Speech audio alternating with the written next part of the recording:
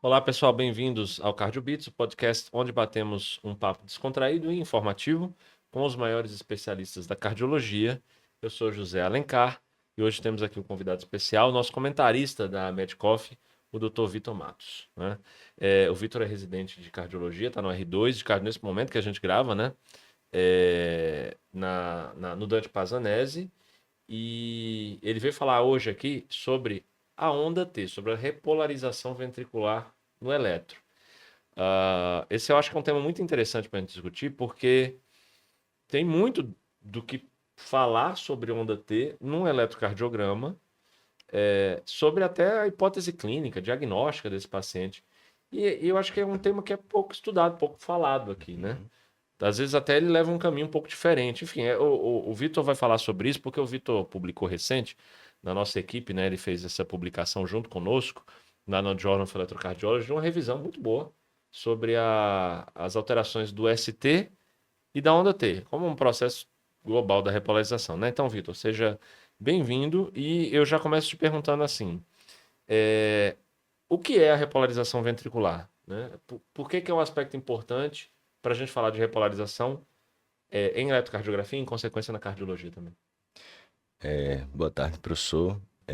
Olá a todos os ouvintes do CardioBeats. E respondendo a sua pergunta, Alencar, a repolarização ventricular é aquele momento em que a célula ela tende a voltar ao seu potencial de ação inicial, ao potencial Uhum. de ação basal, Sim. que prepara a célula para uma nova despolarização. Esse evento ele acontece através principalmente do efluxo de íons de potássio. Então, se a gente for olhar ali aquele gráfico da curva do potencial de Aquele ação, clássico, né, que a gente aprende já na graduação já ali, na mais ou menos a graduação, gente aprende lá, né? Aham. vê a primeira vez É, ali, é. vê um pouco mais na clínica, mas a gente Sim, aprofunda mais na cardiologia, principalmente, né? sim. Em que a gente tem as 4 fases do potencial de ação. Então, a partir da fase um, a gente tem o início da repolarização, principalmente através do efluxo de íons de potássio, Certo. através dos mais diversos canais, né? Então, canal de potássio rápido, os mais lentos, Uhum. não só do potássio, também faz parte da repolarização o efluxo e o influxo de outros íons, mas o potássio ele desempenha um papel importante. E a gente vê que quando o- a gente recupera o potencial de ação basal, é o momento em que as moléculas de actina e de miosina, elas têm uma interrupção daquela interação que elas vinham tendo. Isso causa o relaxamento ventricular. Então, em outras palavras, a repolarização ventricular, ela é o que permite que haja a diástole, o relaxamento ventricular em si. No eletrocardiograma, a gente tem a formação do segmento ST e da onda T. Então, esse intervalo de tempo é o que compreende a repolarização ventricular. Quando a gente vê tem a repolarização ventricular, ela tem diversas nuances, né? É um, é um, é um momento ali de atividade elétrica do ventrículo que é bem característica, né? Ela tem, então, por exemplo, a, a repolarização ventricular, ela acontece no sentido epicárdico, endocárdico. Mas como o ambiente extracelular se mantém positivo, ele cria um vetor que aponta na direção endocárdica para a direção epicárdica, Sim. do mesmo sentido que é o vetor da despolarização. Uhum. Então, via de regra, a onda T que é formada, Uhum. ela deve estar apontando para a mesma direção que está apontando o QRS. Sim. E existem diversas patologias que podem alterar esse mecanismo, essa essa, essa, essa, Fisiologia. exato, Aham, que está ali presente e que pode alterar a forma como a gente enxerga a onda T. sei. Tem outras particularidades também na onda T que a gente vê. Por exemplo, ela tem uma tendência a, a subir de forma mais devagar, ter uma descida mais rápida. Quando a gente está ali no pico da onda T, por exemplo, é, não significa que metade do ventrículo já está repolarizado. Pelo contrário, menos da metade do ventrículo está repolarizado. Ela tem uma dispersão maior do- da repolarização em si. Então, isso cria diversas nuances, tanto para a repolarização quanto na formação da onda T em si. Sei. Então, quando a gente vê as alterações da repolarização, que inclusive a gente frisou bem isso no nosso artigo, a gente tem que ver uma alteração ou do segmento ST ou da onda T, e não pensar obrigatoriamente em isquemia, saber que isquemia é uma das causas desse tipo de... Isso é brilhante, né? Isso é perfeito, porque o que a gente vê muitas vezes é o laudo assim, direto, né? Isquemia. Com Sim, alteração de onda T, sem você nem ver o que está acontecendo com o paciente, né? exato. É, e, e, e muitas coisas podem alterar a onda T, Hum. né? Então, a gente costuma classificar as alterações de onda T, subsegregá-las em alterações primárias e alterações secundárias. Boa, isso é legal. Para quem está ouvindo a gente aqui, presta atenção no que o Vitor vai falar agora. Explica para a gente, então, o que são primárias e secundárias, como é que a gente reconhece no eletro? Então, as alterações primárias da onda T são aquelas alterações que elas ocorrem em decorrência de alguma alteração do potencial de ação. Então, se a gente for lembrar aqui que o potencial de ação, ele, cada parte do miocárdio, então o endocárdio, o epicárdio e as células M, Sim, cada uma dessas três porções sim. tem potenciais de ação diferentes. Então, De durações diferentes, né, durações inclusive. diferentes. Aham, Então, tanto a duração quanto a morfologia. Então, sim.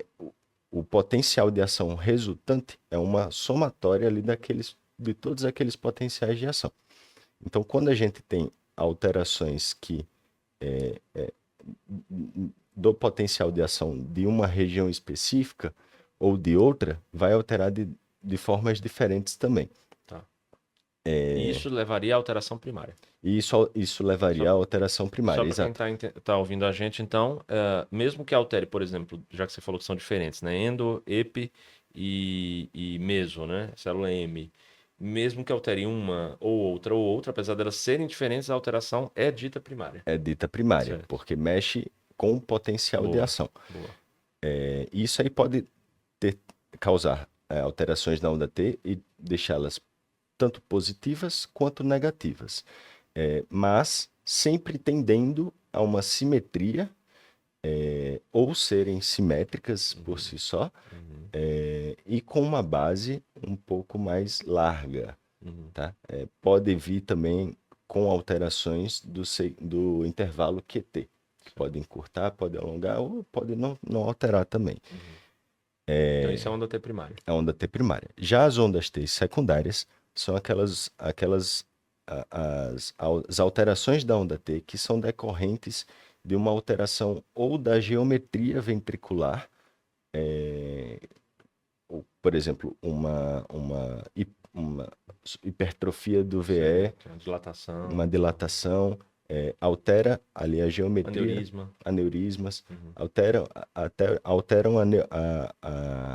a geometria do ventrículo, e isso por si só causa uma alteração da onda T.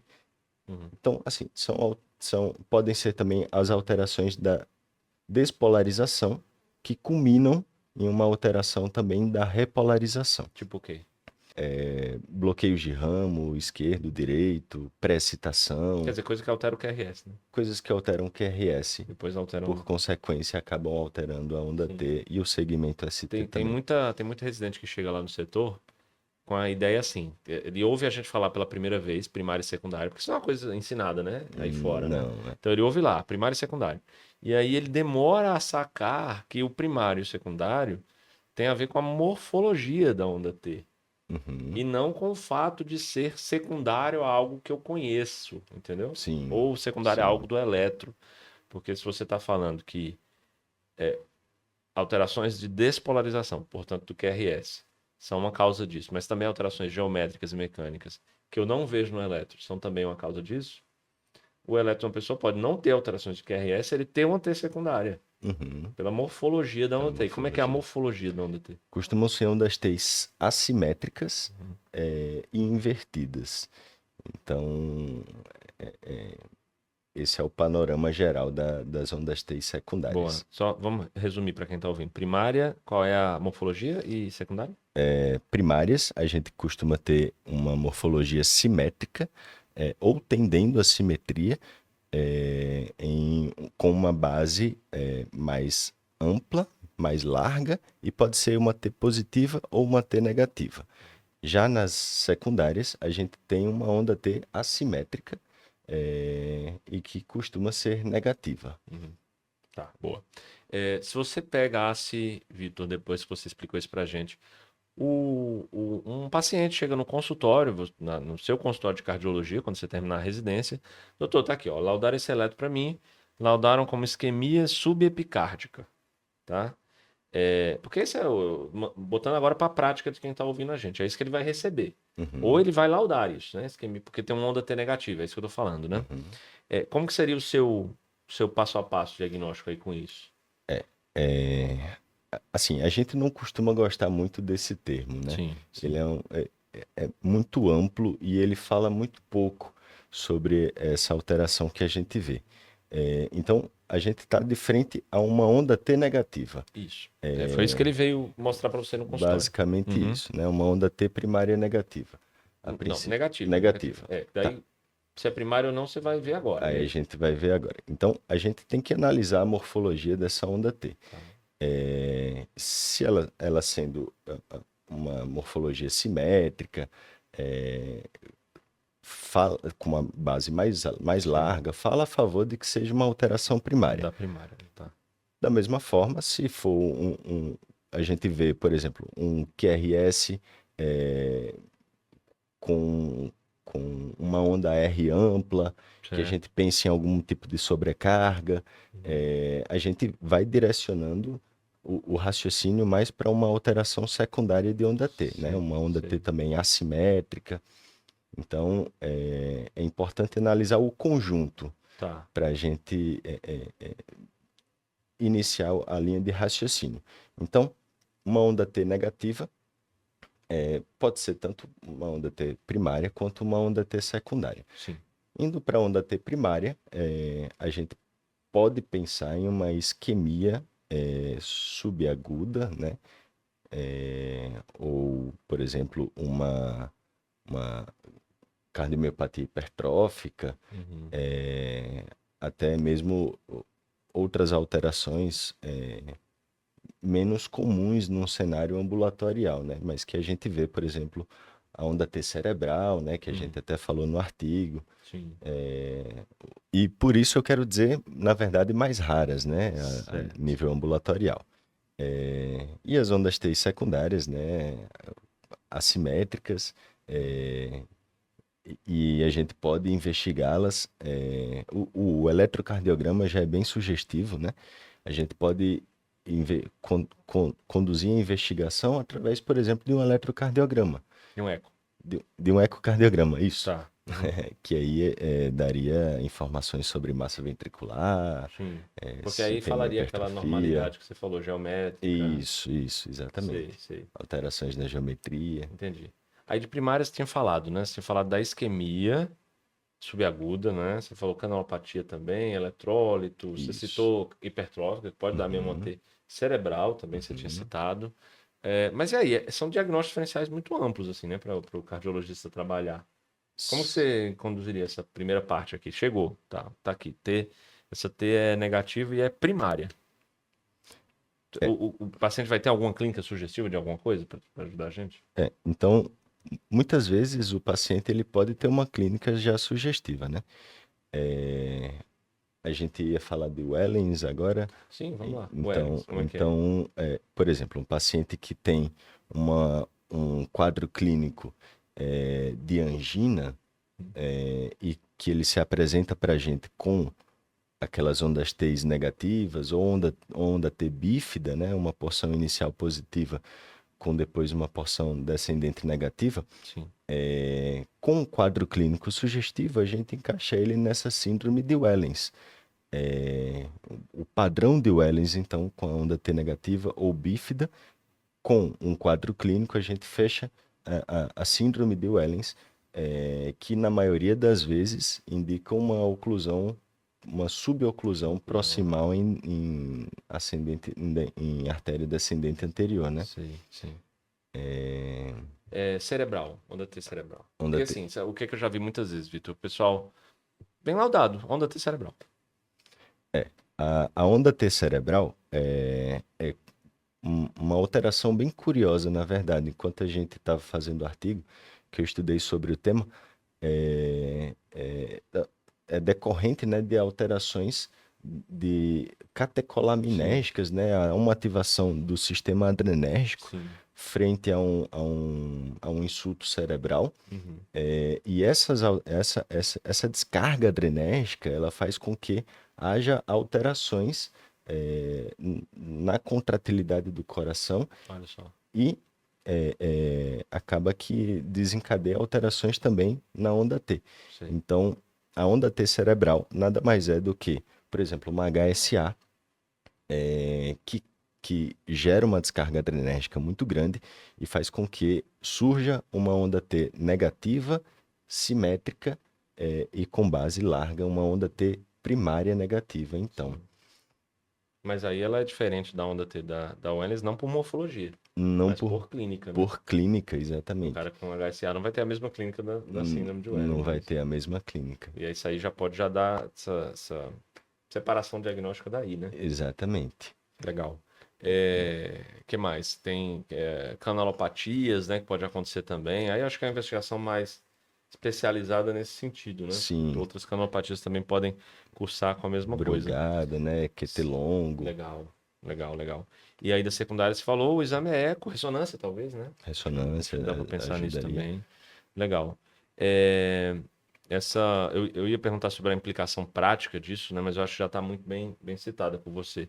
Acho que seria um framework aqui mental para a gente separar e fazer a onda T nos ajudar a dar o Uhum. diagnóstico, né? A, A sugerir um diagnóstico, às vezes, né? a conduzir o raciocínio, né? Não Sim. pensar obrigatoriamente em isquemia. Isquemia é uma causa importante, Uhum. mas existem várias outras causas para alterações na onda T. E às vezes o médico Claudio nem viu o paciente, né? Nem viu o Ele está paciente. falando em isquemia, sem ter visto, né? Isquemia, para mim, é um diagnóstico mais. Eu sei que é um fenômeno fisiopatológico, isquemia, mas para mim é um diagnóstico mais clínico, né? A pessoa apresenta isquemia, né?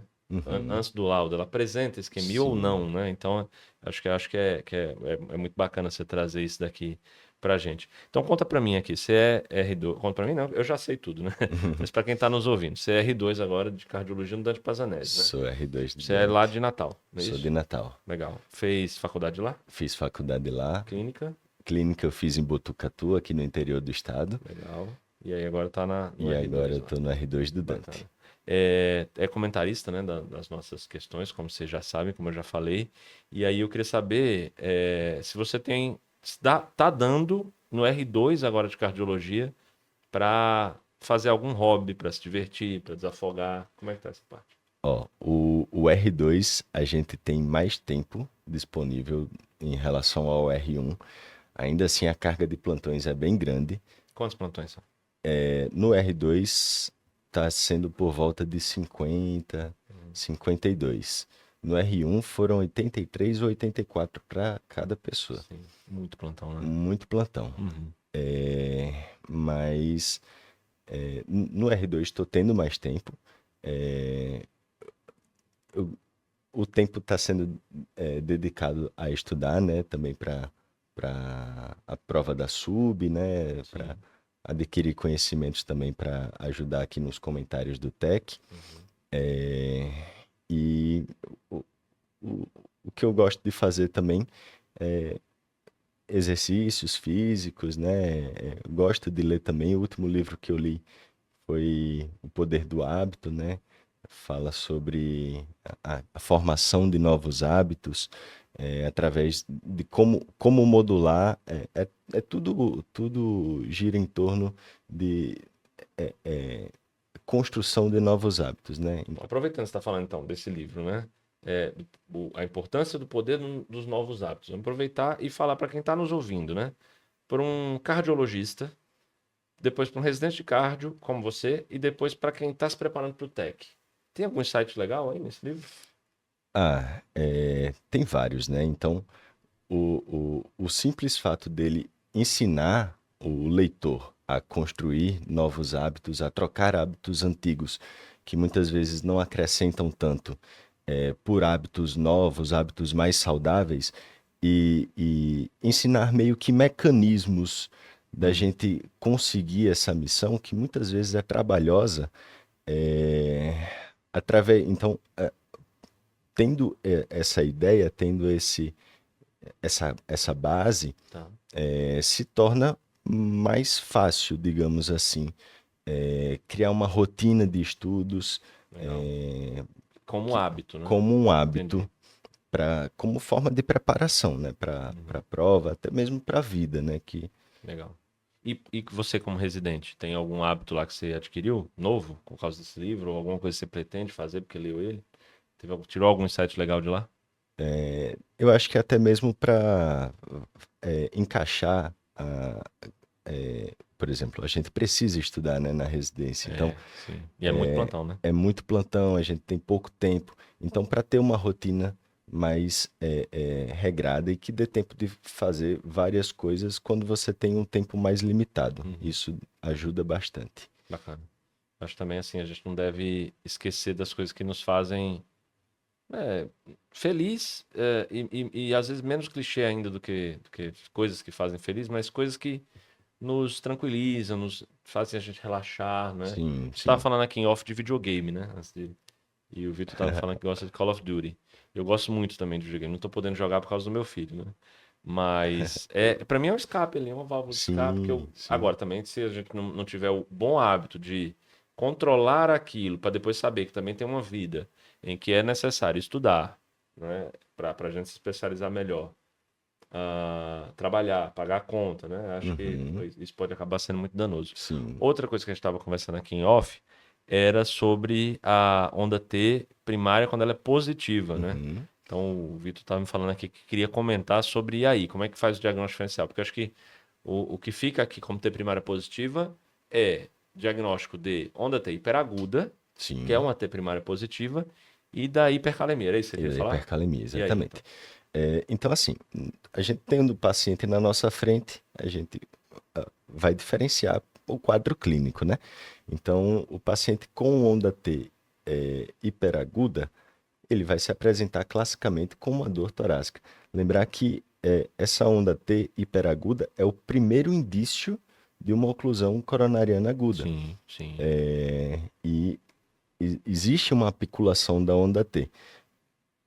Do outro, do, em outro, do outro lado, a gente Sim. tem a hipercalemia, né? Que também pode apicular a onda T, formar aquela onda T em tenda. Entenda, sim. Mas esses pacientes, eles não vão se apresentar classicamente com uma dor retroesternal ou uma dor típica ou atípica que seja, Uhum. né? E a gente vai ter o exame laboratorial aí para ajudar a gente a definir o que é, Certo, além da clínica, claro. certo. E aí a T é diferente, a T da hiperaguda e da hipercalemia? O Elas, formato dela?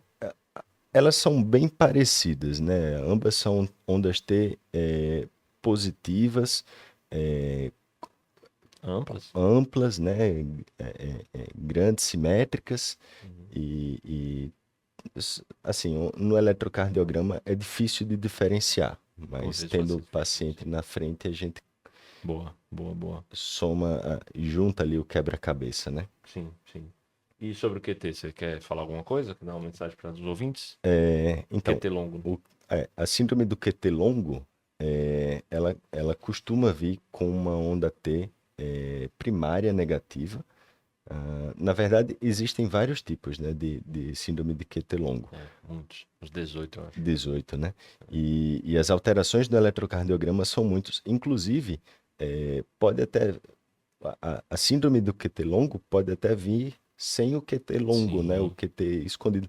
Entra até naquele assunto que você gosta de falar sobre o viés de um exame dar o nome da doença. Então, Uhum, nem sempre o QT longo vai estar presente uhum, eletrocardiograficamente no QT longo. uhum. E a onda T, ela é importante nesses casos porque a gente tem a análise da morfologia da onda T através, por exemplo, de medidas do pico da onda T até o final da onda T, ele dá informações adicionais Dá mesmo. sobre um possível QT longo e Uhum. até mesmo estratifica o risco de arritmias ventriculares e morte súbita nesses pacientes. Sim, sim. Tem estudo sobre isso, né? Até para aqueles concealed, né? Que é o que você falou, que é Isso. aquela QT longo oculta, né? Que tá mascarada com o QT Uhum. normal, né? A morfologia da onda T já pode sugerir o diagnóstico, né? Tem uma Isso. frase muito clássica do Schwartz, né? Que é o autor dos scores de Schwartz para síndrome do QT longo. É uma frase clássica dele que ele fala assim: síndrome do QT longo é sobre a aparência da T, não é sobre a medição do QT. Uhum. Ela, como se ela fosse mais sensível, e é mesmo, né? Uhum. Mais sensível do que a própria medida do QT, que não está sempre aumentada, como você falou. Sim. O que mais? Quer comentar mais alguma coisa sobre a repolarização? Eu acho que Estamos eu bem. acho que estamos bem. Maravilha, maravilha. Uma última pergunta para você. A Sim. gente já tinha falado um pouco sobre o seu hobby, a gente voltou a falar, vamos voltar a falar da vida pessoal que eu estou curioso. É, Você daria algum conselho se chegasse agora aqui, um R2 de clínica? Chegou. Vitor, li suas questões, seus comentários, admiro você e eu quero um conselho. Eu vou começar cardiologia. Você que está vivendo isso agora, que conselho você daria para ele? Bom, não vai ser fácil. São 2 anos de muita dedicação e abdicar assim, de videogames, por exemplo. Sim. Mas são 2 anos muito prazerosos e que você adquire um conhecimento nessa área tão bonita, né? Que é a cardiologia, que me encanta a cada dia que eu passo lá no Dante, por sua complexidade e diversidade de doenças, de tratamentos, coisas novas surgindo sempre, todo Total, né? dia. Esses episódios que a gente está gravando aqui e estão saindo já, foi um sobre válvula estrutural, um sobre LPA. É Cada muito episódio é um mundo diverso. novo aqui, né? Agora Sim, você que está ouvindo a gente, um mundo novo agora sobre a análise da onda T, né? Que não é só isquemia. exato. E eu acho que a perspectiva para o futuro, ela é muito grande também, né? Assim, em termos de avanços, em tratamentos, avanços tecnológicos, Sim, a inteligência artificial aí entrando com tudo, né? com tudo também, até para analisar eletrocardiograma, né? Sim. Esse tipo de coisa. E é isso. Para quem está desejando aí entrar na cardiologia, eu dou uma boa sorte. Prepare-se. Prepare-se, mas que é muito prazeroso. Ah, isso sem dúvida, sem dúvida. Muito bem, Vitor. Foi um prazer conversar com você. Acho que deu para a gente fazer um bom apanhado aqui sobre a repolarização ventricular. A gente vai deixar, pessoal, o link desse artigo do Vitor aqui na descrição para você acessar, ler, se você quiser, se você gostou do assunto, tá? Tenho certeza que nossos ouvintes aprenderam muito com essa conversa, Vitor. Obrigado, viu? Obrigado. E aí, gente, se você gostou do episódio, não esqueça de se inscrever nas nossas redes sociais, tá? Aliás, antes de encerrar, a sua rede social, Vitor, por favor. Victor Felipe AM. Victor Felipe AM, Boa, boa. Instagram. É isso aí, lá que você vai encontrar ele. E a gente está no Instagram como medcoff.cardiologia. E não esqueçam de seguir também esse canal e compartilhar, né? Compartilhar com os colegas, compartilhar com quem está fazendo cardiologia, com quem quer fazer, que aqui a gente está tendo um conteúdo montando um conteúdo bem bacana para você, tá bom? Então, é isso, muito obrigado e até a próxima.